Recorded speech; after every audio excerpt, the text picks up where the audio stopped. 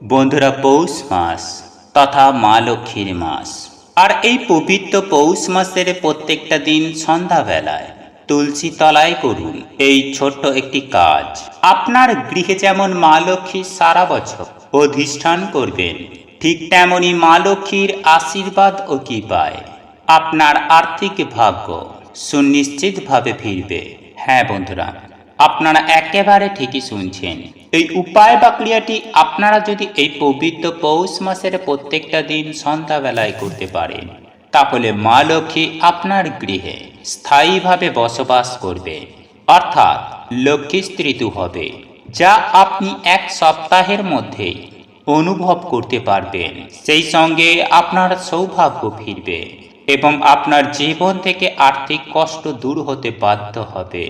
বন্ধুরা, আপনাদের জীবন থেকে দুঃখ, কষ্ট, দারিদ্রতা যেমন মিটবে, ঠিক তেমনই সেই সঙ্গে সঙ্গে টাকা আসবে চুম্বকের মতন। তাই একই সঙ্গে আমি আপনাদেরকে এটাও জানিয়ে রাখি যে এই উপায় বা ক্রিয়াটি করার জন্য আপনাদের যে বিশেষ কিছু করতে হবে তা কিন্তু নয়।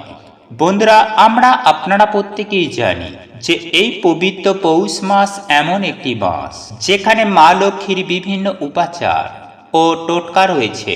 সেগুলি যদি মনে প্রাণে, হৃদয়ের অন্তর থেকে এবং আন্তরিকতার সাথে যদি এই উপায় বা ক্রিয়াগুলি করে থাকেন, তাহলে কিন্তু সুনিশ্চিত রূপেই এর সুফল আপনাদের জন্য মা লক্ষ্মীর আশীর্বাদ, মা লক্ষ্মীর কৃপা আমাদের প্রত্যেকের জন্যই অপেক্ষা করবে। বন্ধুরা, এই উপায় বা ক্রিয়াগুলি করার মাধ্যমে মা লক্ষ্মী যেমন আমাদের প্রতি অত্যন্তই প্রসন্ন হন, ঠিক তেমনি আমাদের গৃহে আয় উন্নতি যেমন বৃদ্ধি পাবে, ঠিক তেমনি আমাদের জীবনে আসবে সুখ, শান্তি ও সমৃদ্ধি। তাই আজ আমি আমার এই ভিডিওটির মাধ্যমে আপনাদেরকে জানিয়ে দেব যে এই পবিত্র পৌষ মাস চলাকালীন প্রত্যেকটা দিন সন্ধ্যাবেলায় আপনারা বাড়ির তুলসী তলায় যখন আপনারা সন্ধ্যার প্রদীপ দেখাবেন, সন্ধ্যার প্রদীপের তেলে মিশিয়ে দিন সামান্য এই একটি জিনিস। এর ফলে আপনার জীবনে রদবদল হবেই হবে। সেই সঙ্গে দুঃখ, কষ্ট, দারিদ্রতা মিটবে এবং অর্থ আসবে চুম্বকের মতন।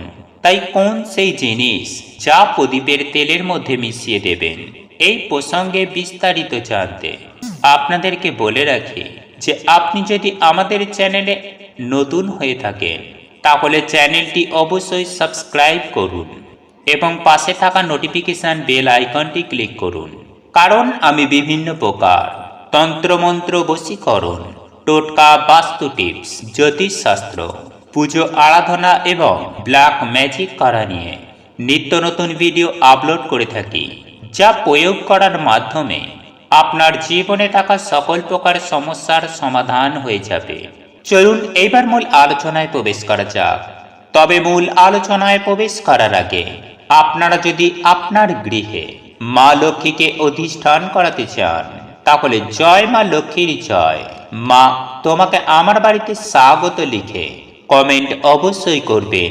দেখবেন মা লক্ষ্মী আপনার গৃহে অবশ্যই যাবেন এবং স্থিত হবেন।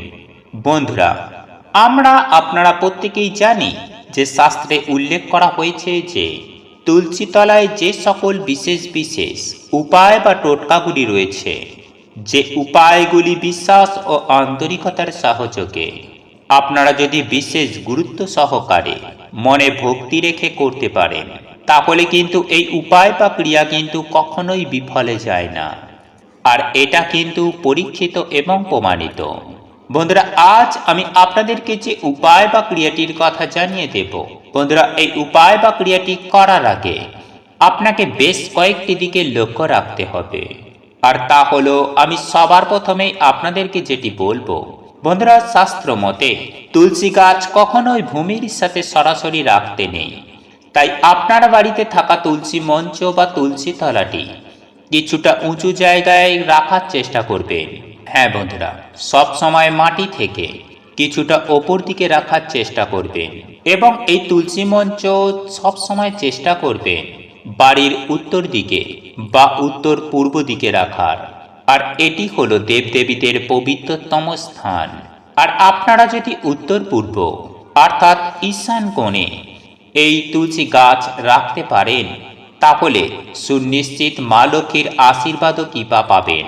এবং একই সঙ্গে আমি আপনাদেরকে এটাও জানিয়ে দেব যে এই তুলসী গাছকে কখনোই অবহেলার চোখে দেখবেন না।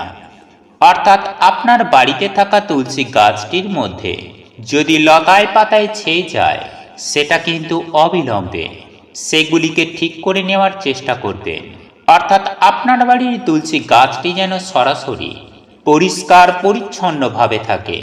এবং ওই তুলসী গাছে জল নিবেদন করতে কখনোই ভুলবেন না। তবে বন্ধুরা, ওই তুলসী গাছে জল দেওয়ার ক্ষেত্রে একটি বিষয় মাথায় রাখবেন যে একাদশীর দিন ভুল করেও কখনোই তুলসী গাছে জল অর্পণ করবেন না। এবং একই সঙ্গে আমি আপনাদেরকে এটাও জানিয়ে রাখি যে এই তুলসী গাছের গোড়ায় কিন্তু আপনারা জুতো খুলে রাখবেন না। কারণ আমাদের হিন্দু শাস্ত্রে জুতোকে সব থেকে নিচে স্থান দেওয়া হয়েছে। তাই এই রকম কাজ কিন্তু আপনারা ভুলেও তুলসী তলায় করবেন না। যাই হোক বন্ধুরা, এইবার আমি আপনাদেরকে জানিয়ে রাখি যে এই পবিত্রতম পৌষ মাসে প্রত্যেকটা দিন সন্ধ্যাবেলায় আপনার তুলসী তলায় আপনি কি করবেন। বন্ধুরা, এই পবিত্র পৌষ মাস চলাকালীন আপনারা প্রথমেই যে কাজটি করবেন তা হলো সন্ধ্যাবেলায় আপনারা যখন তুলসী তলায় সন্ধ্যা আরতি করবেন, অর্থাৎ সন্ধ্যা দেওয়ার সময় আপনারা ঠাকুর ঘরে দুটি মাটির প্রদীপ জ্বালাবেন। যদি আপনাদের পক্ষে সম্ভব হয় তাহলে গাওয়া ঘিয়ের প্রদীপ জ্বালাবেন। আর যদি না একান্তই সম্ভব হয় তাহলে আপনারা খাঁটি শুদ্ধ সরষের তেলেরও প্রদীপ জ্বালাতে পারেন। কারণ একটি কথা আমরা প্রত্যেকেই জানি যে যার কাছে ভক্তি তার কাছেই ভগবান। তাই আপনি যেমন ভাবে হৃদয়ের অন্তর থেকে ভক্তি মনে শ্রদ্ধার সঙ্গে ভালোবাসার সাথে আপনি যদি মা লক্ষ্মীকে স্মরণ করেন, তাহলে মা লক্ষ্মী আপনার সহায় হবেনই হবেন।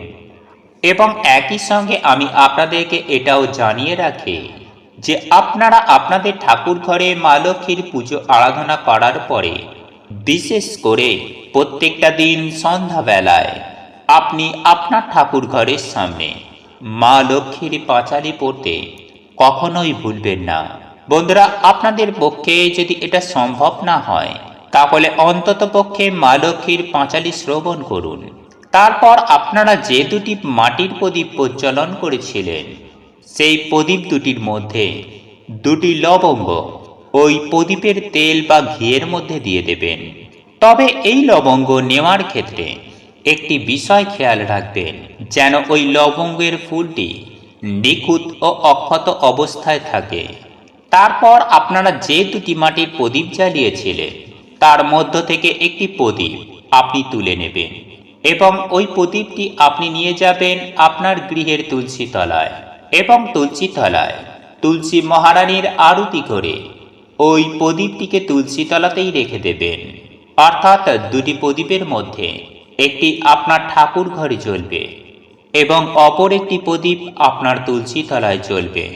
এবং যদি আপনার পক্ষে সম্ভব হয় তাহলে কিন্তু আপনি আরও একটি প্রদীপ জ্বালিয়ে আপনার বাড়ির সদর দরজায় রাখতে পারেন।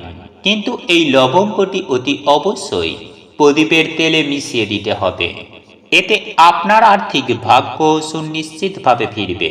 এবং একই সঙ্গে আরও একটি বিষয় আপনাদের জানিয়ে রাখি যে আপনারা এই প্রদীপটি তুলসী তলায় রাখার পর আপনারা দুহাত জোড় করে আপনারা তুলসী মাতা এবং প্রভু বিষ্ণুদেবের উদ্দেশ্যে এই মন্ত্র 108 বার উচ্চারণ করবেন। আর এই মন্ত্রটি হল ওম নমো ভগবতে বাসুদেবায় নমঃ, ওম নমো ভগবতে বাসুদেবায় নমঃ, ওম নমঃ ভগবতে বাসুদেবায় নমঃ। বন্ধুরা, এই মন্ত্রটি আপনারা 108 বার দুই হাত জোড় করে উচ্চারণ করবেন। এরপর মা লক্ষ্মী এবং তুলসী মহারানীকে স্মরণ করে আপনার সকল মনের ইচ্ছা মনের কামনা বাসনা জানাবেন। তারপর আপনি প্রণাম করে আপনি আপনার ঘরে চলে আসবেন।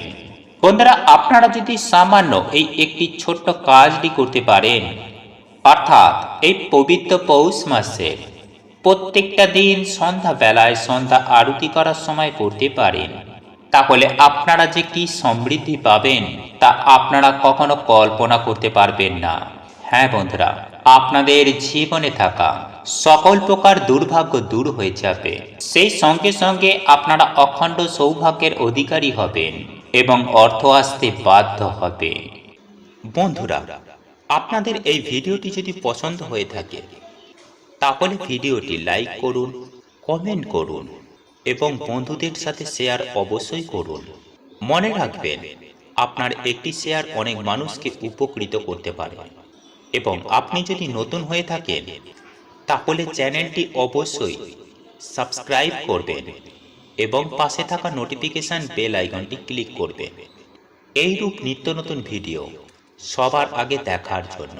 ঈশ্বর আপনার মঙ্গল করুক। আপনি সুস্থ থাকুন, ভালো থাকুন।